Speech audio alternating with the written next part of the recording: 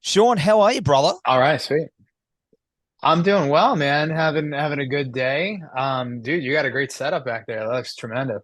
Thanks, man. It's the nerdiest room around, that's for sure. It's full of action figures and stuff. I tell That people is. it's like I'm the 40-year-old virgin who's got kids. So You made it happen somehow. yeah, hey man, I know it's like a miracle. Miraculous. I know, it's a miracle. But where are you? You're at home, this big wide Yeah, world. yeah. I'm at home, Long Island, New York. Yeah, yeah. Just gearing up for the run of stuff we have coming up in a couple of weeks. So yeah, things are really good. That's awesome, man. It's all happening. Hey, this year, I don't know about you, man, but this year's just been insane. It just went click, click, click, bam, bam, bam, bam, bam, and everything seems to be happening at once, which is kind of it's exciting, especially if you're in a touring band like yourself. It's all happening. Yeah. Yeah, yeah, yeah. It feels good. Yeah, definitely chaotic, but in a good way. We had a long time of a whole lot of nothing going on, so it's like time to sped up to compensate. Yeah, it's awesome, man. Yeah, it's really, really good. And of course, the new Taking Back Sunday album 152 or 152, Yeah. which Yeah, I like saying 152. It's easier, right? 152 is out on October 27, and it's the first record in 7 years, and it's really great, man. I mean, how you dudes Thank you. feeling about, you know, finally getting it? I man, we feel really great about it. It was one of those things where it kind of all came together once we met up with our producer Tushar Apti. He really understood what we did and he didn't want to change what we were doing very much, but sonically he added so many amazing textures and his musicality arrangement wise and things. It was just such a perfect marriage of like the old like the songwriting you've come to know from Taking Back Sunday, but then Tushar updated the way our records sound and brings it into this new world of uh, he comes from the pop world, so we felt like that was a place we wanted to be. We're huge fans of pop music, so but we didn't want to change what we did. We still wanted to be true to ourselves, and we really believe in what we've done here. Absolutely, man. Absolutely. Listening to it, I mean, in regards to him, there's an Aussie connection there because he's an Aussie, right? Yeah, he There you is. He go. is. But is he over Sydney. there or live here? Did you sneak So in? he lives. Yeah, he lives in the Los Angeles area now. But yeah, he goes back and forth all the time with his family. There you go. There you go. But Yeah. of course, it has got that sound, that pop polished sound to it, but it still has the elements that everyone loves about Taking Back Sunday. But it seems like it's the next evolutionary step for you guys. It's very it's I can't describe it. It's kind of like crisp, it's clean, and it's got that Mhm. new modern edge to it. Was that important for you guys to push that sound forward for the modern age and not sort of get stuck back in the past of old production and old sound? Well, we didn't really know. We had started working on the record, and the songs were sounding good. We were Mm. excited about it. Then we met Tushar when we were working with DJ Steve Aoki, working on a Yep. song we did together called Just Us Two. Tushar was the engineer, and how that song started to come together, and what Tushar was adding to those elements as he engineered it, and we wrote the song. We're like, this is amazing what he's making us sound like. Like this combination of worlds is something we never ever dreamed of, and it's way better than we thought. And it connected with all four of us. And all four of us are pretty different guys within the band. And when you get us to agree to something instantly, it's like one of those things we need to explore that immediately. And so we didn't know if he had the time and the schedule and what, or if he was even interested in working with a rock band. And he had told his manager in January of that year that he wanted to do a full record with a rock band. And it was just like one of those things, like things came together and we ran with it, and it was awesome experience. So that really shaped our ideas of what the record could be when we recorded that song with Steve. Was he familiar with you guys prior to working with you? No, not at Or all. was he Not at from all. that He had different no world? idea who we were or what we did. In fact, when we started doing that song and approaching him about doing it, he would text friends, "Hey, you know this band Taking Back Sunday?" And all his friends in the LA area are like, "Yeah, man, absolutely, yeah." Like, what do you want to know about them? I've been listening to them since I was a kid. He's like, I had no idea. I was in Australia, and I came here. I was working in the pop world. I missed it. So I think that was also really, really cool too, that he didn't have any preconceived Yeah. ideas of what we should be. We just started working together and making things that the five of us, believed in. That would have been super exciting. Obviously, you know, working with a fan, they'd come in, they'd have an idea of what the band would probably have to sound like or want to sound like. But having those fresh ears coming in and sort of bringing that to the table, that's really cool, man. It's rare these days, really. Yeah, yeah, absolutely. I couldn't agree with you more. But yeah, it was such a fun process, really exciting. And we'd bring the demos home after work, went too sharp for a minute and be like, can't believe we sound like this. We can't believe it. This is the coolest thing ever. Like I never expected this from us, but here we are, and we're all so in love with it. In regards to the album title, for those playing at home, the number's been an Easter egg on your album since Tell All Your Friends way back in 2002.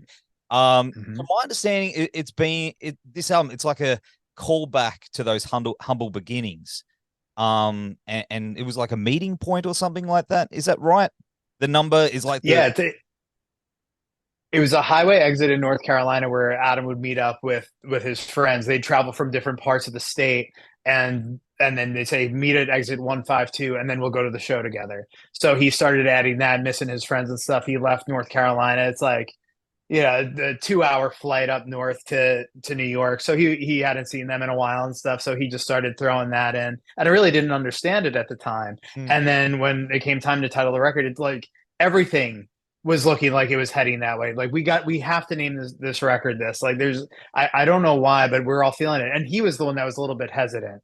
And we had to kind of convince him too to make it. But like this represents our band now. Like this is everything. And I think to me, it just makes sense. Especially with the direction of the album, in production and music. Do you think it's like a midway point for you? Like it's 20. That'd be cool as hell if we get another 20 something years out of this. That'd be pretty rad if it is. Hey man, big Jag. But yeah. Yeah, and he's like 80. He's like twice my age. So man, I'm in. Sign me up. Yeah. Yeah, I think he's got kids younger than mine too, so that's pretty impressive. He's prolific. Yeah. But yeah, like I think it was like it marks like a new beginning, but we didn't forget about who we are. So I think it was one of those things too that we wanted to address and embrace. How many fans have you come across over the years have got 152 tattooed on them somewhere? There's been a few. There's a good amount, but I think there's about to be a whole lot more. I've already seen one with the new 152 logo, so I'm pumped. And we actually have to get that. We've been holding off. We got to get into it though. You should do it when you come down here. Yeah, maybe that'd be great. A lot of great tattoo artists down there. There's a few, but now, of course, now where was I talking about? Oh, yeah. Are you going to be using that 152 in future? Is it something that's going to be a repeating pattern, do you think? Oh, yeah, definitely. We had our friend Brad Phillip redesign the logo, and make it an actual logo that's going to represent our band on everything. So, yeah, it was just he drew that thing up as the letters kind of merge into each other. And we're like, hell yeah, like this is going to be everywhere, and this is us, for this album, and we love it. That's awesome, man. And of course, last year was 20 years since the release of Tell All Your Friends. Now, I met my wife way back then because we've been together 20 years. And that's beautiful. She's a fan of you guys. Like I told her I was talking to you, and she was like, "What?" So that's pretty nice. Shout out to my wife, Kylie. But it's pretty significant, man. That's a big anniversary, 20 years for any band, and an album. Like, did you celebrate it in some special way between yourselves? No, not really. No, I mean, we did the big 20 year as a band tour in 2019, the last time we were in Australia. And so no, we didn't really have time to kind of celebrate. We were in the throes of touring and working on the record and stuff. I think everyone took a moment that day, like, man, that's cool. That's a cool thing that happened. But I think in my estimation, when that record came out, we were going to put the record out and go on tour through that summer. And then I'd go back to school and get into computer networking, engineering, something like that. I didn't think I'd still be playing Cue Without the E 20 years later. And so I feel like, we're living the dream, and it was so unexpected, and from such humble beginnings to know that that's still that music that we wrote. Like, Adam was a teenager writing a lot of the lyrics on that. Yeah. John wasn't much older, and we were all so young, and that's connected and resonated with people globally for as long as it has. It shocks me, and I have to pinch myself that, like, this has become my life. I think it's just the coolest thing ever that I couldn't fathom when we started, and I still can't understand it. And but I am very, very incredibly grateful for it. What was the moment where you went, I'm in this for life? What was that one moment? Because, bands get to a certain point and they either fall apart or they're like, okay, we're in for the long haul here. Was there a certain moment where you're like, oh, okay, this is fucking locked in, like right now, this is the future? Yeah, I don't know. I mean, it was pretty early on, but there were so many like ups and downs in the early years too that I never felt like I could commit myself to it or believe that it was going to be a thing. It's like, okay, well, I think we're going to get another year. Maybe we'll get another 2 years. Okay, 5 years plausible and stuff. And the band is just seeing so many ups and downs. And right now we seem to be on a great upswing. So I think it was just, yeah, like it was just the wife and kids come around and stuff is like, I guess I do have to do this forever. I got to provide for these people. I got to take care of them. And this is what I know how to do best. So I really do hope it lasts forever. I was young and single and stuff. I have a care in the world, or fearless and stupid. But yeah, I think when they came around, they made me really lock in and say, man, I gotta keep going.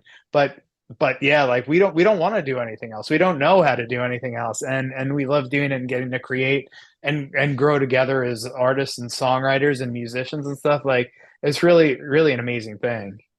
And has it brought you together as friends? Like, you've gotten to this point at 20 years later or something, and you've all got kids, you've got families and stuff. Do you find that now that you're a closer unit as friends, you know each other inside and out, you know? Yeah, I mean, it's family, and it is never easy, and it's like a certain like weird, bizarro marriage of four guys, and and uh and somehow it works, and it's not lost on us how special that is, and that there's gonna be tough times, there's gonna be difficult times, there's gonna be fighting, there's gonna be disagreements. Like I was talking about earlier, when the four of us actually agree on something right away, like, it's a miracle. So nothing is easy, but the love and respect that I have for the guys is really, really unmatched. And what we've been able to create, like, out of thin air, like, these songs just come to us, and like, I get so excited about what Mark's bringing to the table, or John's bringing to the table, or Adam. Like, it pumps me up and it makes me feel so good, and I'm like, I can't believe, like, we get to do this. And then on top of that, somehow we get in a room, make these songs, and then people respond to them. People want to sing along. People want to learn how to play my bass lines.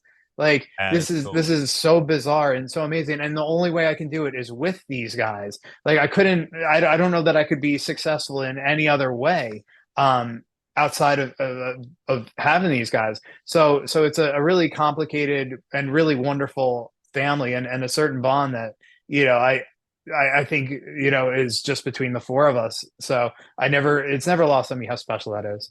I get it, man. I get it 100%. There's something about that bond, hey, between band members Yeah. and mates. It's something really cool. And you're going to be coming down to Australia very, very soon. Good Things Festival, and man, we're pumped. This is a festival, like, the lineup's stacked, dude. I mean, you've probably got a Yeah. ton of mates playing it too. Yeah. Have you sort of gone through and the list and your mates on there and text them and said, "Hey, bro, we're gonna have a beer. We catch up in Australia." Like, how's that happening? Yeah, not enough. I don't know if anyone that I'm friendly with, I have their phone numbers that's playing. Like, I've been adjacent to the Fall Out Boy guys. We've hung out and, like, get on real well and stuff, and I like them. And so that's going to be cool if we can spend some time hanging with those guys a little bit. Heard DEVO's on there too, right? They're legends. So that's pretty cool. Don't know those guys at all. It'd be pretty awesome to meet them. But yeah, I'm just pumped to get there and play a proper Aussie festival. Like we're always so taken care of so well. It's always like Aussie festivals just seem to run really smoothly. Like Yep. the crowds are always great. We always have so much fun, and it's always a party like all day long. So I just can't wait to be there for the atmosphere, the environment. You know, it's going to be a wonderful time. I mean, apart from those bands, is there anyone else that you're wanting to sort of check out that you maybe haven't seen live before? I don't know. I haven't checked out the lineup all that extensively. I'm sorry to say. Are you a metal guy? Is there anyone you'd recommend? Who should I check out? Have you ever seen Behemoth? No, no. Dude, you've Amazing. got to see, but yeah, I don't know if you're a metal dude, but even if you're not, you have to see Behemoth. And then you've got like, of course, Sepultura, which are like, you know, Oh, everyone knows. yeah, I yeah, don't know. legends. I love all the heavy stuff. So there's, and Corey, Yeah, I mean, of I course, Headbangers Ball when I was a kid, they were on all the time. man, it's going to be amazing. It's going to be such a good day. I'm I'm so pumped. pumped. I'll definitely check out Behemoth. Yeah. Look for me in a flower pot hat. I'll be running around in like the Oh deep, yeah, in the jumpsuit if my wife will tremendous. let me. Um, but it is a quick trip too. Are you planning on hanging out a little bit either side? Maybe we got a little bit of time there, and then we got to get home and do our holiday shows here in the New York, New Jersey area. But yeah, well, we're gonna see what's up. My sister and her family live in Melbourne, so I'm really excited. I'm gonna get to spend some time with them, so that's gonna be nice. I have a young niece and nephew. I can't wait to bring them around and show them the proper festival backstage and stuff like that. So it's gonna be awesome. That's unreal, man. That's so good. And of course, I did want to ask you about another project that you have, Yeah. Straylight Run. What's going Mhm. on with that, man? Is it that on hiatus still? Like, I mean, you played a show in like 2019, was it? Yeah, it was 2021, and we did like a reunion because That's through the right. pandemic and stuff, we had done a couple of things together, and it was really nice, and I love Michelle and I love Will, and those guys are my friends for life, and I respect them and appreciate them as musicians. So it was really nice to kind of revisit that after so much time away from all the people we cared about. So it was really nice to revisit. But John and I are 100% focused on Taking Back Sunday and doing Of course. 152. So if something would come up with Straylight and stuff, I would do it again in a heartbeat. But all my energy right now is just focused on 152 because we're so excited about it. But yeah, I love what we did with Straylight, and it was awesome, and it was so like that was such an important time in my life. And but yeah, now the focus is like, yeah, all cylinders got to be firing for the Byron, yeah. promotion of 152, and I'm so proud of that album and stuff. So yeah, just looking forward to that. You should be. You should be proud of it. It's a kick-ass fucking album, man. It's really good. Thank you. Yeah, man. Absolutely. And of course, the future's looking pretty bright, dude. What's next for you guys after you come down here and the tour and stuff? You're going to be doing Europe. What else is new? Yeah, we're plotting out everything for 2024. You know, there's not a lot on the calendar right now, but behind the scenes, we're talking about it. We're getting things lined up because it's going to be 2024 is going to be a very busy year for us, and I want it. I'm looking forward to it, and can't wait to get out there. But yeah, we have a lot in the works, and nothing solid yet. Hitting the ground running, dude. And we can't wait to see you, man. Thanks for hanging out on the show. We're going to have all the links down here to 152 in the show notes and on the website. I'm pointing at the roof. It's not the actual website, but you can imagine it's there. Dude, thank you so much. And we will see you in Brisbane. Awesome, Nev. Thanks so much for having me, man.